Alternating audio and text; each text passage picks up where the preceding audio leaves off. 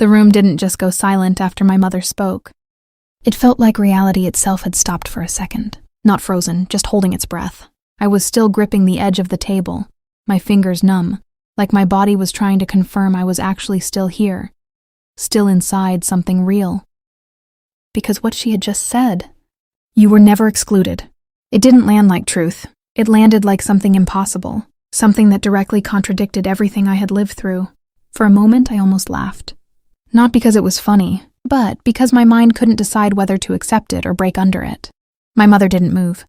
Neither did Madison, but something in Madison's face had changed. No guilt, no panic, just exhaustion, like she had been carrying a truth for years. And I had finally forced it out of her hands. Then my mother spoke again, quieter this time. Careful, almost controlled. "Emily, Ed, sit down." But I didn't, because when she said my name like that, something shifted inside me. Not emotionally, structurally. Like this conversation wasn't about what I had found, but about what I was allowed to understand. And suddenly I realized something unsettling. I wasn't being corrected. I was being positioned. And what she said next completely changed the shape of everything I thought I knew about my childhood. My mother exhaled slowly and turned toward the window. She didn't look at me. That alone was strange. My mother never avoided eye contact when she was serious. She always needed control. But now, she was looking away. And that scared me more than anger ever could. "You didn't grow up in the story you think you did," she said. I blinked. "What does that even mean?" Madison finally spoke, her voice low. "It means you were never meant to be in the middle of this." I turned sharply toward her. Then what was I meant to be? Silence. Too long. And then my mother said it calmly. "You were meant to be protected."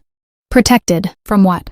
From them? From Madison? From my own life? Nothing made sense anymore.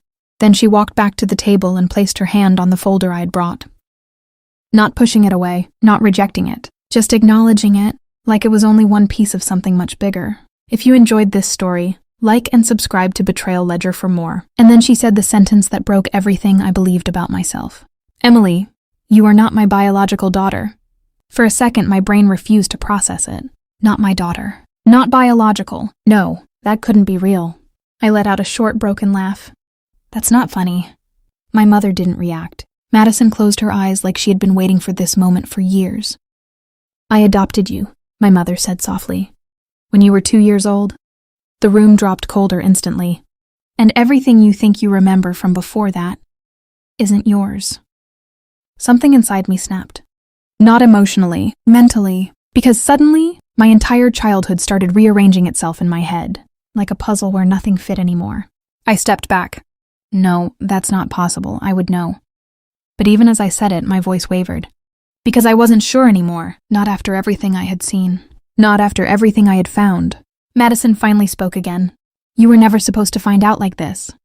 I turned to her instantly. "Then how was I supposed to find out?"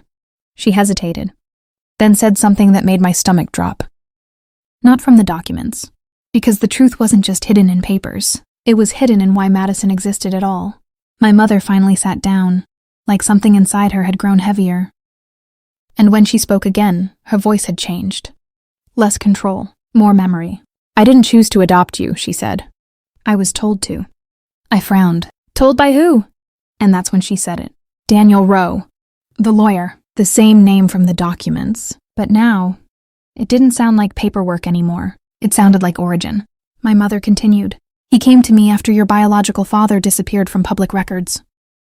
I froze. "Disappeared?" She nodded. "Erased, financially, legally, politically." Then came the line that changed everything. "He wasn't a safe man, Emily." My chest tightened. "What does that mean?" Madison answered this time. "He built something powerful, something dangerous, and when it collapsed, people came for his bloodline." Bloodline. That word hit differently. Not inheritance, not money, bloodline. And suddenly everything shifted. This wasn't about favoritism or family conflict. This was about survival. My mother looked at me again and said something I wasn't ready for. "If anyone knew who you were, you wouldn't have survived childhood." Silence didn't fall. It collapsed. Then Madison spoke again. "You think I was favored?" She shook her head. "I was assigned to you." I stared at her. "To do what?" "To keep you stable." Stable, like I was something that needed managing. My mother continued. You were volatile, not emotionally, structurally. I shook my head. What does that even mean? She finally met my eyes. You process pressure differently. You were studied for years before adoption. My breath slowed. Studied by who? A pause. Then, your father's organization. And suddenly everything I remembered shifted again. Madison wasn't a replacement. She was a safeguard. My childhood wasn't rejection. It was control. Containment. Then Madison said something that shattered even that version of reality. You tried to run once. My body froze. What? When you were 16. I shook my head immediately. I don't remember that. My mother replied calmly. That's because it was removed. Removed, not forgotten. Removed, Madison continued. You found something about your biological father.